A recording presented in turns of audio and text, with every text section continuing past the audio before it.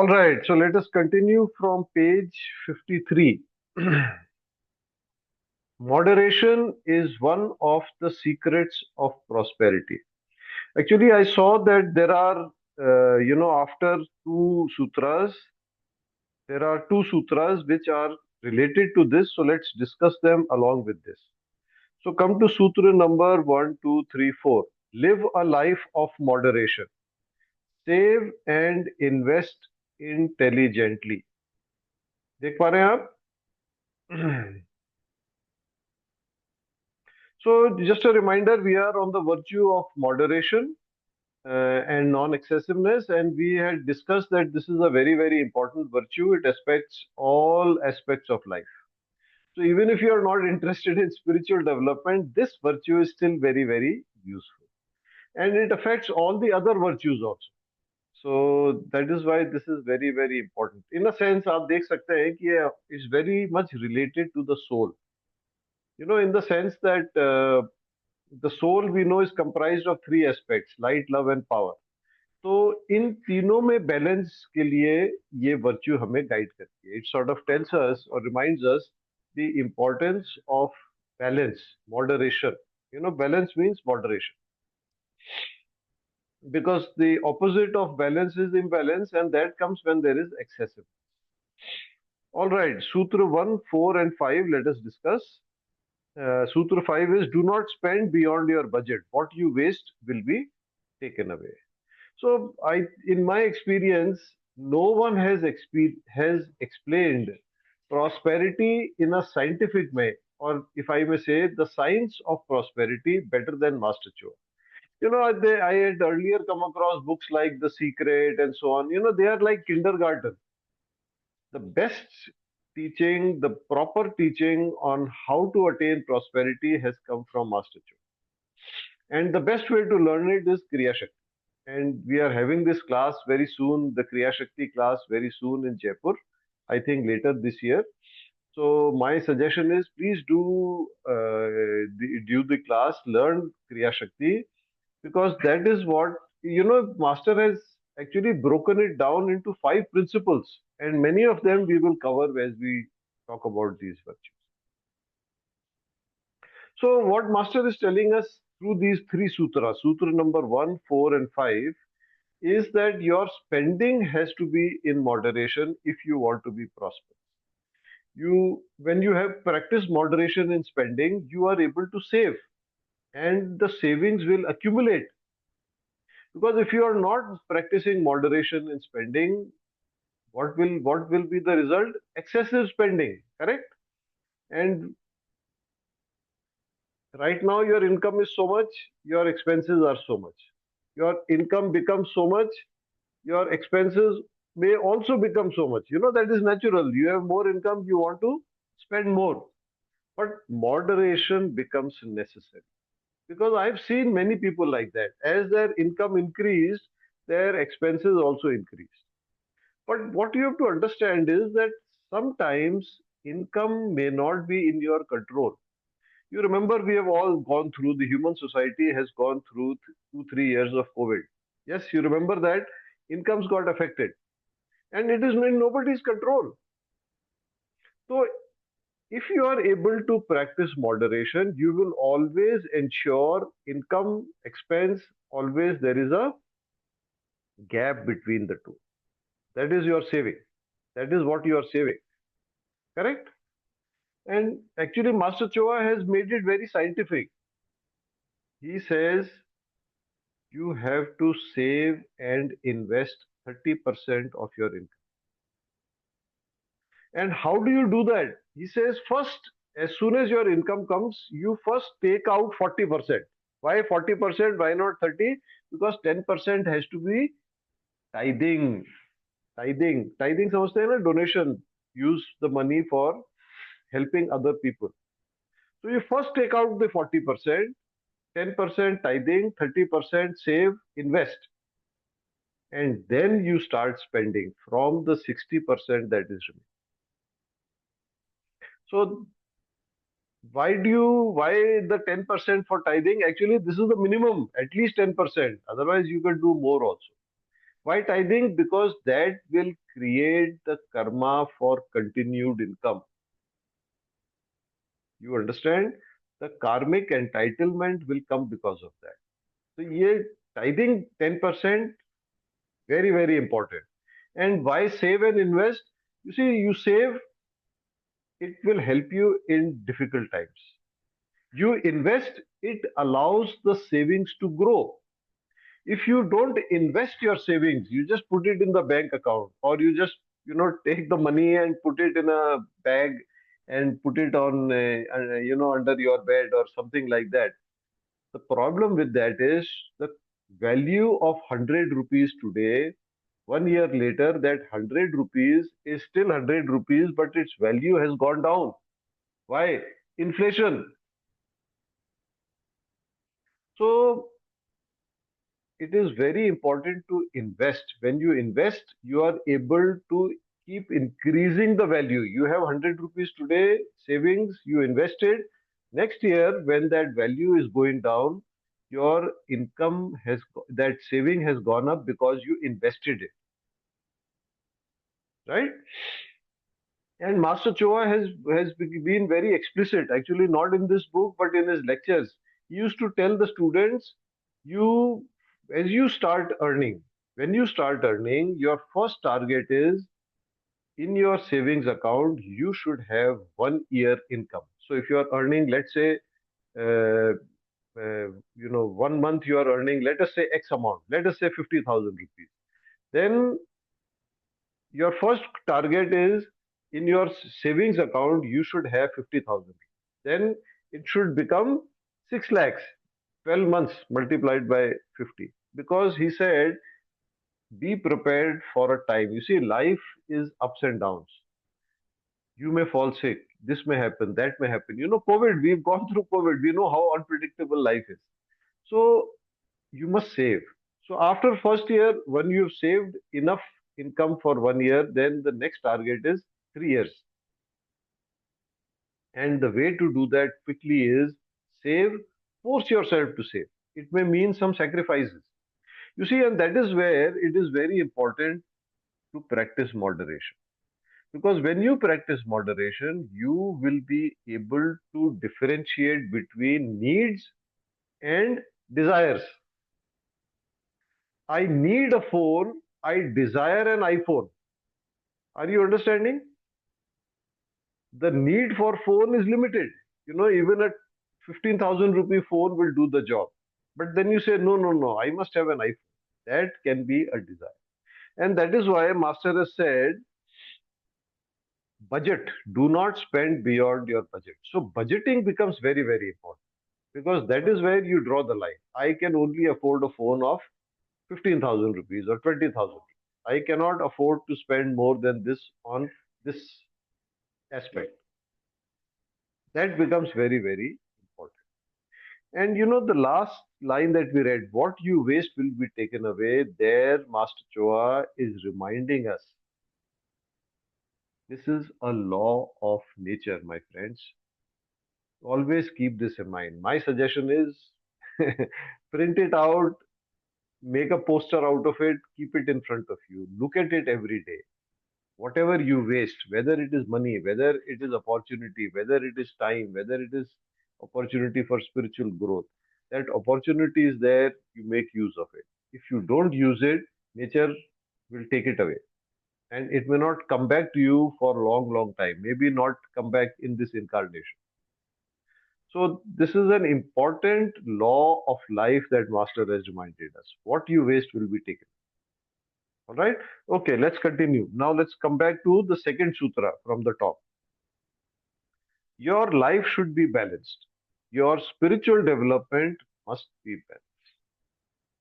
So all aspects of life, life has so many aspects. There is work, there is rest, there is entertainment, there is socializing, there is spiritual growth, there is book study, and if you are in the erratic path, the 5 pillars, they are there. There needs to be balanced among them. Balance amongst them. And again, Master is reminding us why. First, he said your life should be balanced. Then he says your spiritual development should be balanced. Why? Why he needs to specify spiritual development separately? because he is reminding us that spiritual development is the purpose of life. You see, sometimes in living life we forget. So he's again reminding us, and he's saying that should also be balanced. And in his lectures, Master used to very often talk about Lord Dattatreya. Dattatreya. Have you heard of this? Let me just share a screen or share a poster of Lord Dattatreya. So he is symbolically shown as a person he's a human but with three heads. So he is a symbol of, you know, the perfect yogi. He's the Lord of the yogis, the greatest yogi. Why? Because he symbolizes perfect and balanced spiritual development. Are you understanding?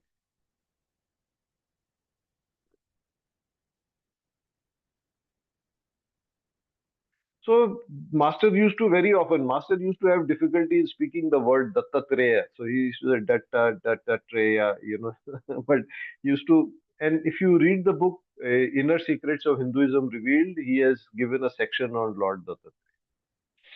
So anyway, the point is we are trying to find growth, that is development, and balance between our three soul aspects. What are they? Light, love, and power. Imbalance between them increases the chances of failure. All right. You see, I'll give you food for. Let me give you something. We won't discuss it. I'll just say it. You please think about it. There is no evil in the world. I'm telling you this. Master has not said this. This is my theory. There is no evil in the world. What we call evil is just excessiveness, lack of balance, or let me not even say excessiveness because there may be deficiency also. Only imbalance is what we call. Think about it. Maybe, and if you have a question, please post it in the group, and we can discuss it in the next session that we. All right, let's move on.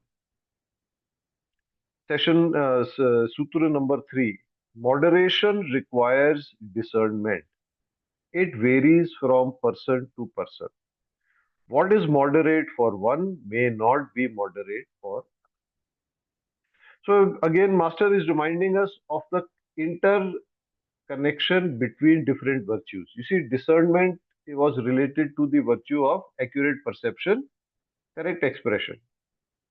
Yeah, if you remember, we have discussed a lot about discernment there. So, this is also a reminder that practice of this virtue. You see, this virtue, moderation and non-excessiveness, is what Lord Buddha called practicing the middle path or living the middle path. Are you familiar with that middle path concept? Middle path means there is no excess. You are going in the middle. You are not going too much to this side, nor going too much to this side. You are following the middle path. So this virtue is, not easy because I can't just say, okay, this person is a very good person. Let me just copy him. The way what? Because his balance and my balance are different. And in a later sutra, we will also see, even for me, the correct balance between the different aspects today and tomorrow may be different. You see, today, for example, some of you are working also, you are starting a family, you are doing this, you are doing that. So, life situations are different.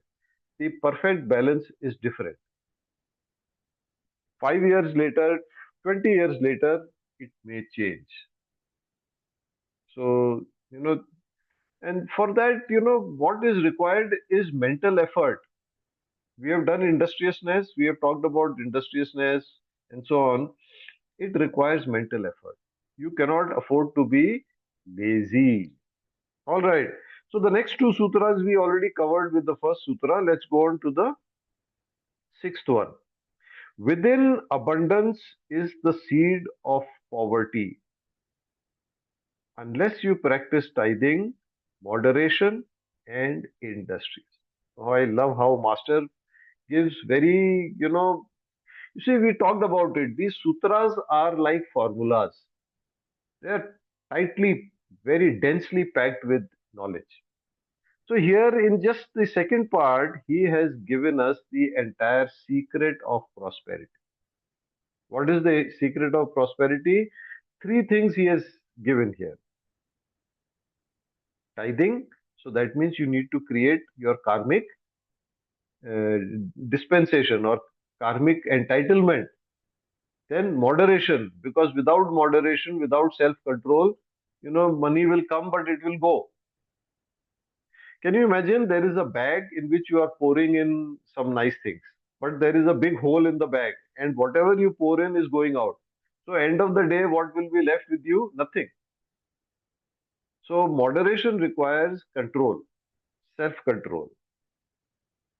And then he says industriousness, hard work.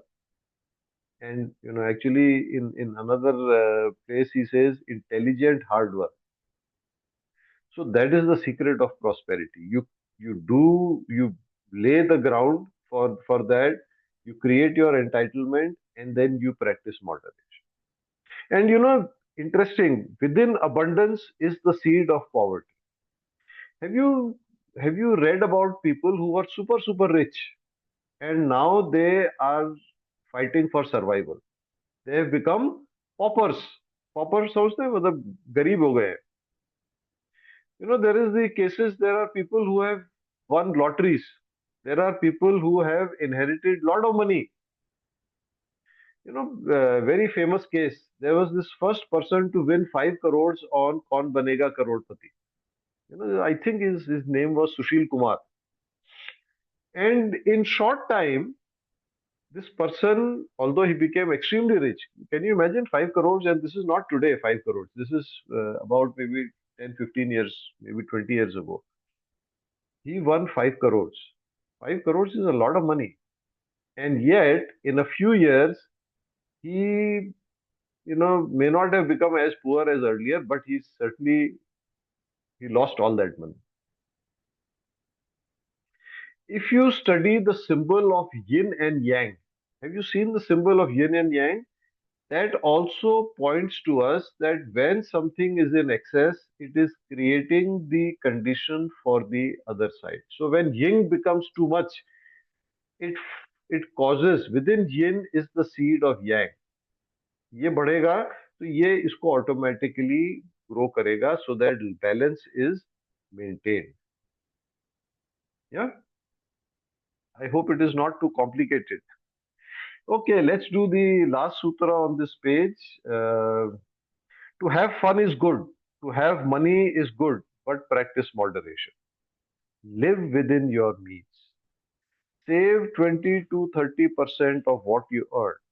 Without savings, you cannot accumulate money. So when Master says to have money is good, what he actually means is money to spend or spending money. To spend money is good. That is what he's talking about here.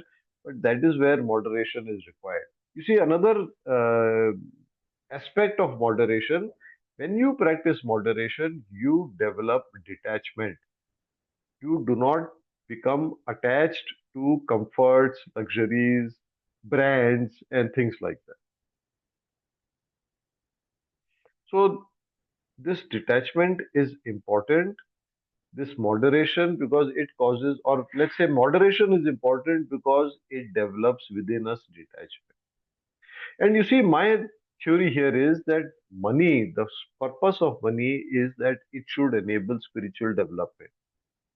Our our mind should be used to see, okay, what is my money? How can I use money that it helps me develop spiritually?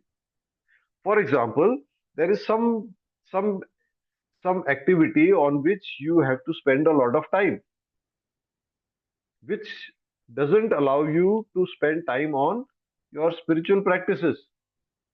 Maybe it takes away time from your study of books. So if you can pay somebody, if you can afford it, and you pay somebody to do that work for you, What are you doing? You are creating time. And that time obviously can either be used for entertainment or for relaxation, socializing, or for spiritual development. So, my suggestion to you is think about how you spend money and see where, how, and where it is helping you progress spiritually. How can it help you grow spiritually? So, maybe you can do some adjustment. And when Master says live within your means, he's saying spend wisely. You see, I I had briefly mentioned it. Let's talk about it again.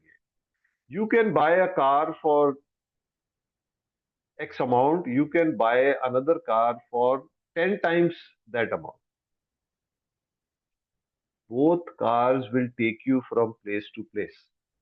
Both cars will seat वही same 4 5 people. You can actually, I don't use a watch, so maybe not the right example, but you can buy a watch that costs maybe 1,000 rupees. What is the purpose of a watch? It shows you the time. And you can buy another watch that maybe does a little more but costs you 20 times more.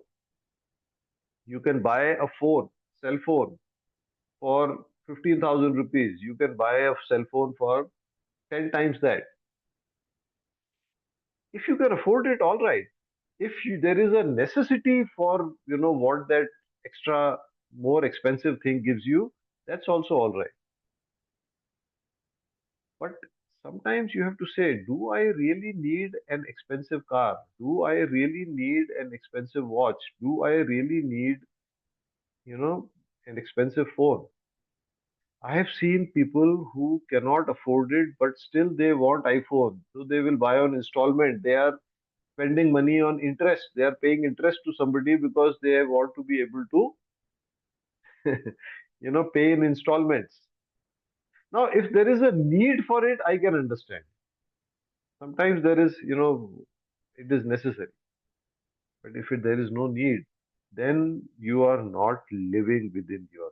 And even if you can afford it, my point is that money can be better spent for your spiritual progress. All right. So I'm sorry we've gone above the time. Let's stop here.